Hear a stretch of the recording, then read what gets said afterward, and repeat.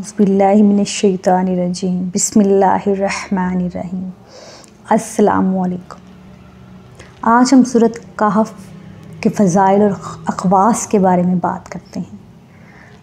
हज़ूर पुरनूर सरवर दो आलम हज़रत मोहम्मद मुस्तफ़ा अहमद मुजतबा सल्लल्लाहु अलैहि व अला आलिहि व सहाबिहि वसल्लम फरमाते हैं कि सूरत कहफ इंसान के लिए सरतपा नूर ही नूर है। इसके पढ़ने वाले के लिए ज़मीनों आसमान में नूर ही नूर होगा। हज़रत अब्दुल्ला बिन उमर रज़ी अल्लाह ताला अन्हो रवायत करते हैं कि आकाए दो जहां ने फरमाया कि जिसने जुमा के दिन सूरतुल कहफ पढ़ी, क़यामत के दिन असरतपा और ज़मीनों आसमान तक उसके लिए नूर ही नूर होगा और दोनों जुमों के दरमियान के गुनाह मुआफ़ कर दिए जाएंगे। हज़रत इमाम हुसैन रज़ी अल्लाह अन्हो से मरफ़ूअन रवायत है कि जिस शख्स ने जुमा के रोज़ सूरतुल कहफ पढ़ी वो पूरे हफ्ता तक महफूज रहेगा।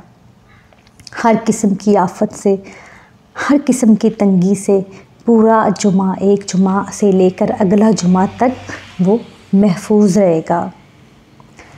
इसके अलावा ये सूरत अदायगी कर्ज़ के लिए, दुश्मन की ज़बानबंदी के लिए, रफ़ाए गुर्बत के लिए, ज़ालिम से निजात के लिए, हिफाज़ते हमल के लिए बहुत मुअस्सर है।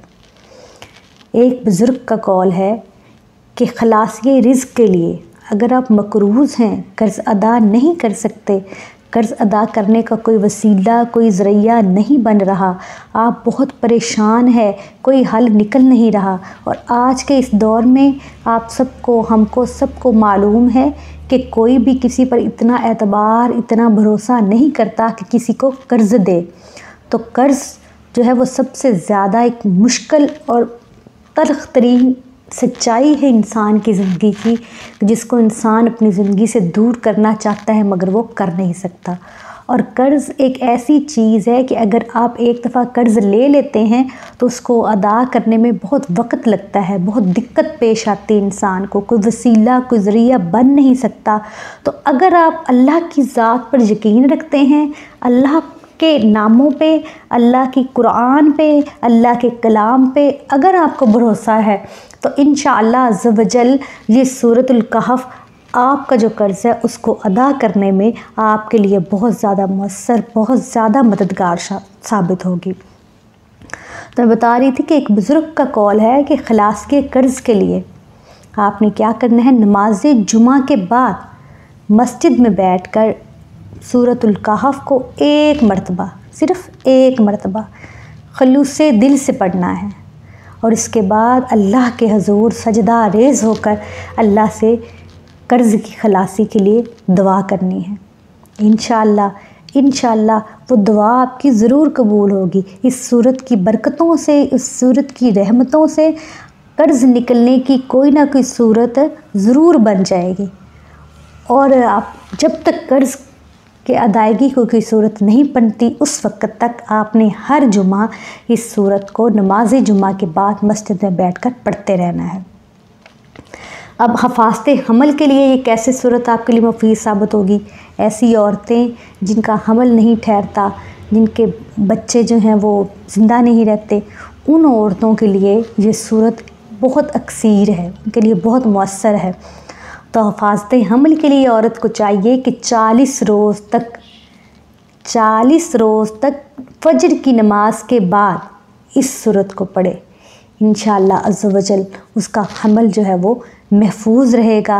अल्लाह अज़्ज़ व जल उसको औलाद की खूबसूरत नेमत से ज़रूर नवाजेंगे। और इसके साथ साथ अगर कोई शख्स गुर्बत का शिकार है, उसकी रोज़ी का कोई ज़रिया नहीं बन रहा, बहुत उसके पास इस तरह के कोई सोर्स नहीं है कि उसके पास कोई इनकम कहीं से भी आए, तो अल्लाह की ज़ात तो करीम है, वो जो चाहे जब चाहे जिसको चाहे शाह कर दे, जिसको चाहे गदा कर दे।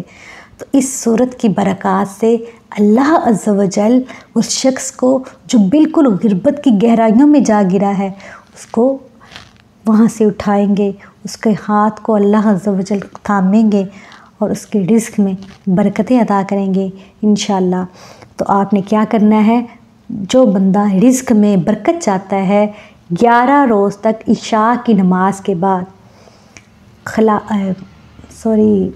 रोज़ी की फ़राखी के लिए, फ़राखी रिज़्क के लिए, रोज़ी की बरकत के लिए इस नीयत से इशा की नमाज के बाद 11 रोज़ तक सूरतुल कहफ पढ़ेगा तो इंशाअल्लाह अज़्ज़ व जल उसकी रोज़ी जो है इसमें बरकत होगी।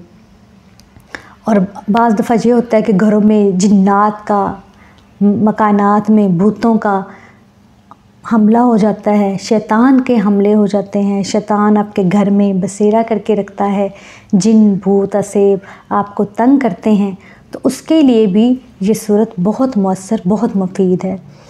तो क्या करना है आपने उसके लिए कि एक महीने में सिर्फ़ एक मरतबा आपने ये सूरत पढ़ के पानी पर दम करना है और अपने मकान की छत के चारों कोनों पर छिड़क देना है। उससे वो मकान असेब, जिन, भूत और शैतान के हमले से महफूज रहेगा। व्यूअर्स, अल्लाह अज़्ज़ व जल ने हमारी आसानियों के लिए कुरान पाक में हर चीज़ का हल पोशीदा रख दिया है। ये तो हम इंसान हैं कि अल्लाह की नेमतों की नाशुक्री करते हैं और उस तरफ जाते नहीं हैं। तो अब फितना दज्जाल पर सबका यकीन है कि क़यामत से पहले दज्जाली फितना जो है वो उभरेगा, तो उसके लिए सूरत कहफ सबसे बेहतरीन अमल है। सूरत कहफ फितना दज्जाल के लिए सबसे बेहतरीन अमल है।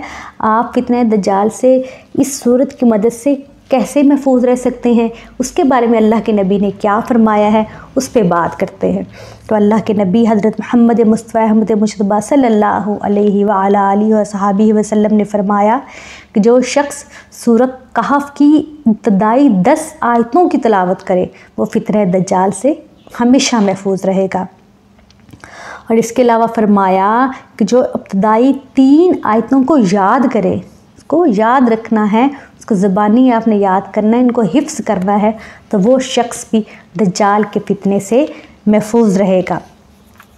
उसके साथ हुज़ूर नबी अकरम सल्लल्लाहु अलैहि वसल्लम ने फ़रमाया कि जिस शख्स ने सूरह कहफ की आखिरी 10 आयतें पढ़ी वो भी फितना दज्जाल से हमेशा महफूज रहेगा।